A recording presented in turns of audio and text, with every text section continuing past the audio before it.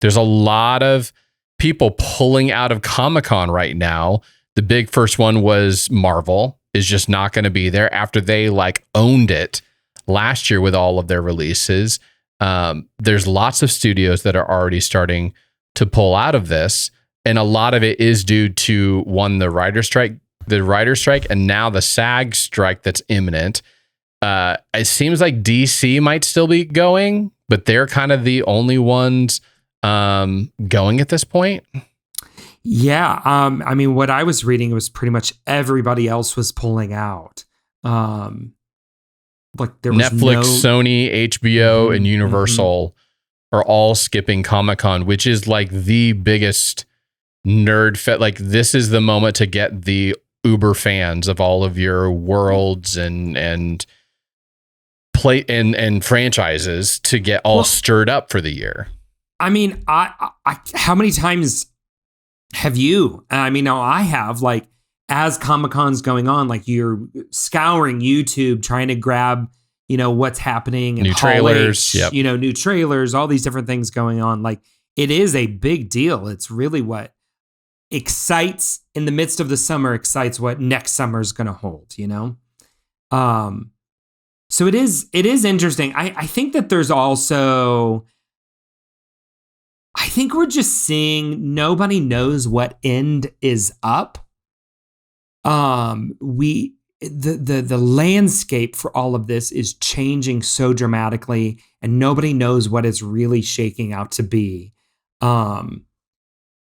I think, if you look here, I just put it on our news list right before we hopped on. According to analysts, Disney spent $2.75 billion on the last 8 films and only took in $1.86 billion. So that's roughly $890 million in losses when you look at the last 8 films, which is roughly about a year and a half. Wow. Like that shows you that the overall plan system, whatever you want to call it, isn't working.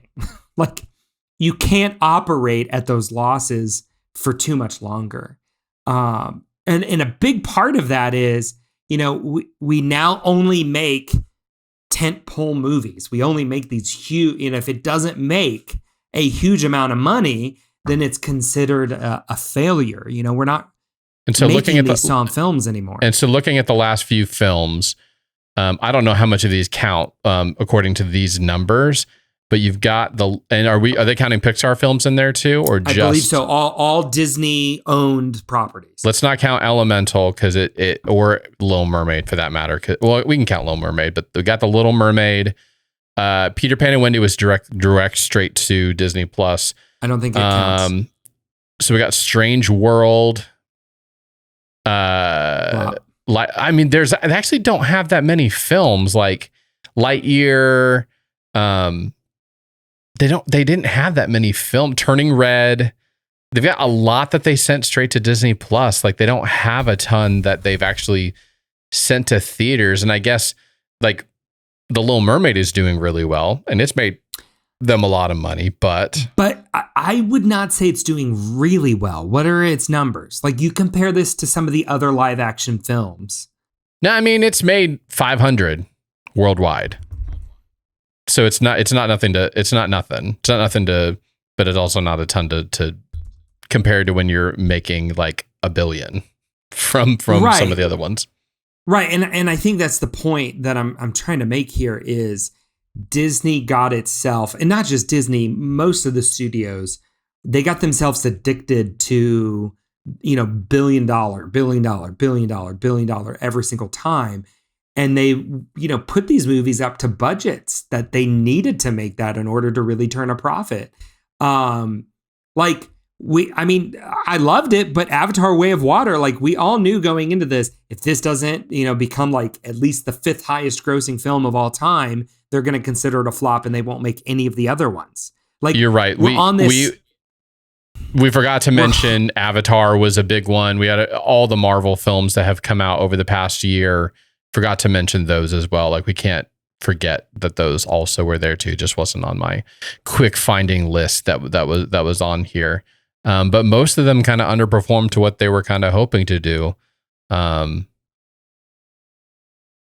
I think that speaks to the two things that we've been talking about here, that actors and writers are no longer making the money that they once used to make, partially due to streaming contracts and just not knowing how to make those the way that they could make the most money off of it. And studios just aren't overall making as much money as they used to, and people aren't going to the theater as much as they used to, even if we had an amazing summer last summer, held up mostly by Top Gun Maverick. Right. I saw an interesting clip from when Matt Damon was on the Hot Ones, where they eat the spicy foods. Yeah. And he talks about how, as he was coming up, as he became a star, like his bread and butter were these more like rom-coms or simple stories that they knew going into it, they weren't going to make their money in the theater. They were going to make their money on DVD sales. To go back to our opener in the $5 bin at Blockbuster. Like, see what you did there. DVDs made money, right? Like individuals. So we got a greater diversity of movies because they didn't need to draw people into the movie theater in order to make all their money.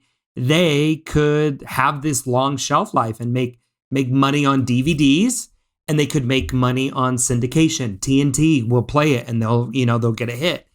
All of those are gone now. Like, cable is not what it used to be. We're not buying individual DVDs. We're just paying the $12 a month for a streaming service. Like, we're complaining about it being now $15. Yeah, if you want the Netflix package that also lets you have HD and watch it maybe on two machines at the same time.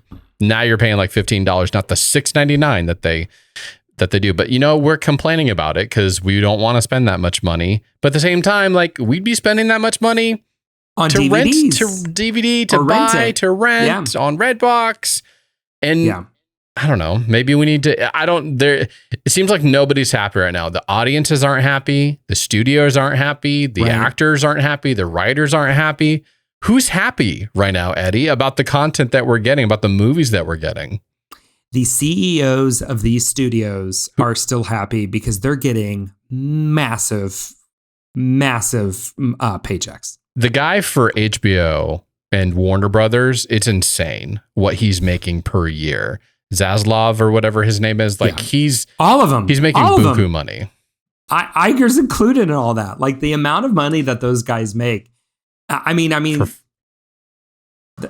In that your industry is struggling, your individual company is struggling. So you asked a specific question. That would be the only people in my mind who could be happy in this scenario. But you're right. Like, who's happy? Everybody's upset. And I guess that's what we've brought up multiple times.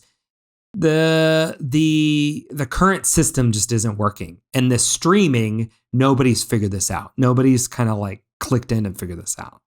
Netflix would be the closest one. They've been the leader in all of this. Every turn, people are just following Netflix and what they're doing. Sometimes try to zag by like actually having a normal release schedule than they do, but instead of dumping it all at the same time for binge watching. But every time that they make a move, like, hey, now it's just about subscribers. Now it's just about our profit. our shares. Now it's about profit. And turning to profit has been one of the harder turns for them, because before it was printing money, and now they're like, oh wait, we have to make money off this. And I think they're the only ones doing it. Maybe they're just proving that they're the only ones that really know what they're doing or have a plan out there. Well, and I think that'll be interesting. I think big studios are going to wise up and go, we can actually make money if we just license this to Netflix. DreamWorks, right? That's what DreamWorks is doing. Yeah. And so it's like, how long is it going to take for others to wise up and just go, you know what? the overhead and the cost to run our own streaming service is ridiculous. It is just easier and more lucrative to just license this to somebody like Netflix. Eddie, do you think that they will go back to trying to sell movies individually?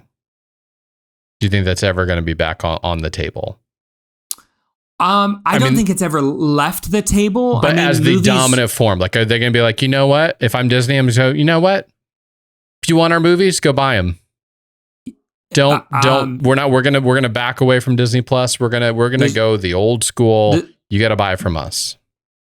The short answer is yes. I do think if it happens, I would not be surprised.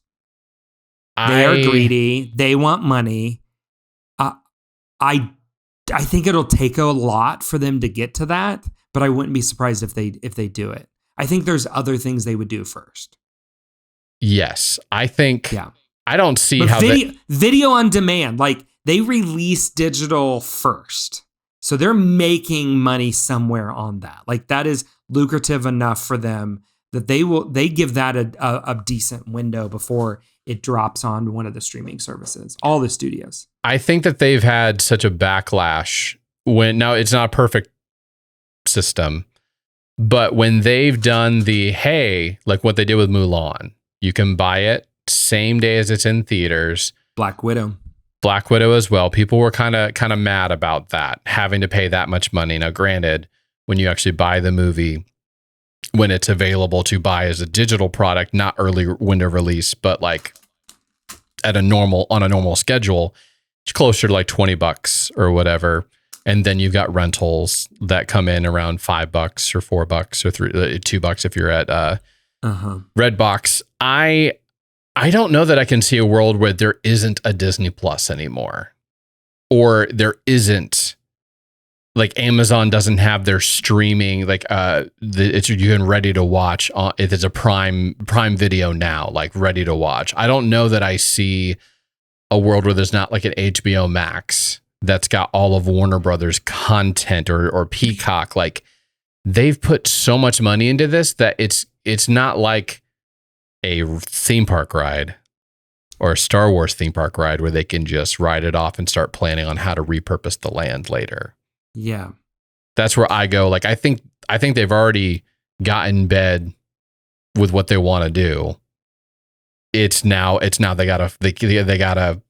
They're just trying to figure out how to continue to keep it afloat. Yeah. I mean, I think you're right. And especially you've got two whole generations now. Like, anybody 40 and under is more accustomed to streaming than any other format. Like, We've just spent too much time with it. I mean, I first started watching online content in college, like all the way back in 2000. Do you remember what the first one? Do you remember what the first one you tried streaming was? And not talking about like YouTube streaming, but like, this is a movie, let's say it was Netflix. I'm assuming it was Netflix. No, I remember watching ABC shows on like their ABC Go player. No, but movies specifically. Yes, you're right. ABC was the first one to start putting Lost and stuff like that on there. But like movies, like specifically, I'm going to sit down.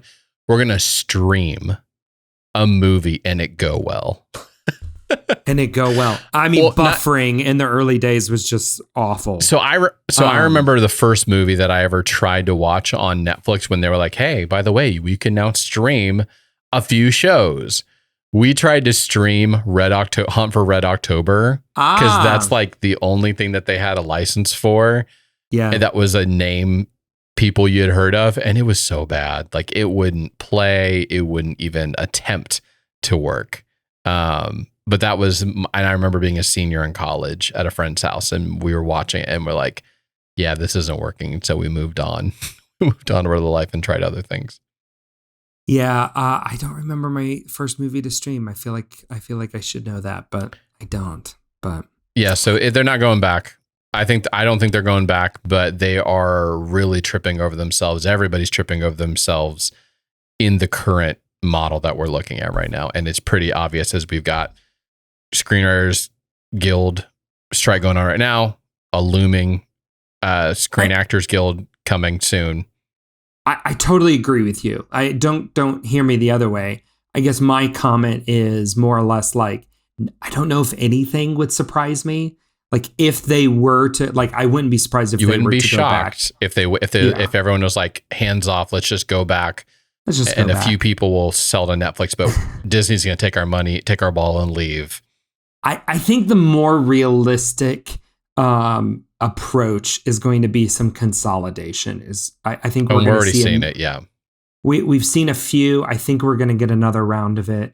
I would be surprised if Peacock's lasts. I don't hear anybody really talking about Peacock. Like they make the most sense. Like DreamWorks is already on Netflix. Just license it over to Netflix. You don't think that the amazing experience we have with the Olympics every year on Peacock is like selling you? It's not winning you over, since that's a. Have you used Peacock? It's horrible. It's horrible. It has by far the worst user interface out of them all.